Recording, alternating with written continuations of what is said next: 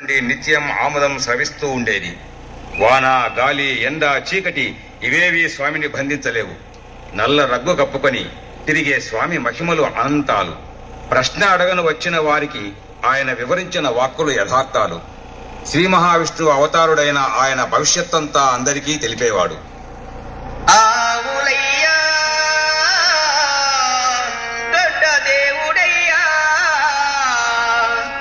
అవతరించే ఆది దేవుడయ్యా, కొలిచే భక్తులకు కోర్కెలే తీర్చేనయా, అభయమునిస్తున్న ఆర్తిని బాపు ఆవులయ్య స్వామి. ఆవులయ్య దొడ్డ దేవుడయ్యా, అవతరించే ఆది దేవుడయ్యా. ఆవులయ్య దొడ్డ దేవుడయ్యా, అవతరించే ఆది దేవుడయ్యా.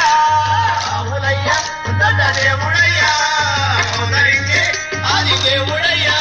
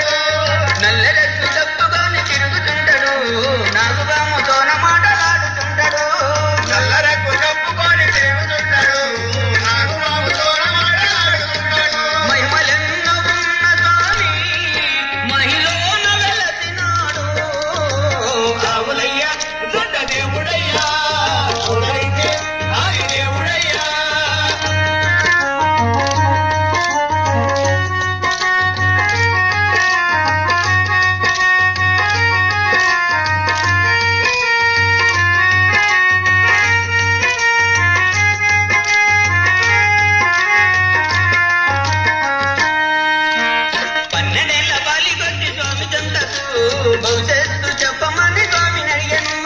12 ఏళ్ల బాలు వచ్చి స్వామి చెందను. భవిష్యత్తు చెప్పమని స్వామిని అడిగాను. 12 ఏళ్ల బాలు వచ్చి స్వామి చెందకు. భవిష్యత్తు చెప్పమని స్వామిని అడిగాను. 12 ఏళ్ల బాలు వచ్చి స్వామి చెందకు. భవిష్యత్తు చెప్పమని స్వామిని అడిగాను. ఏమో నీ చెబుతున్నమ్మా, సమాధాన ప్రాప్తి ఏదో.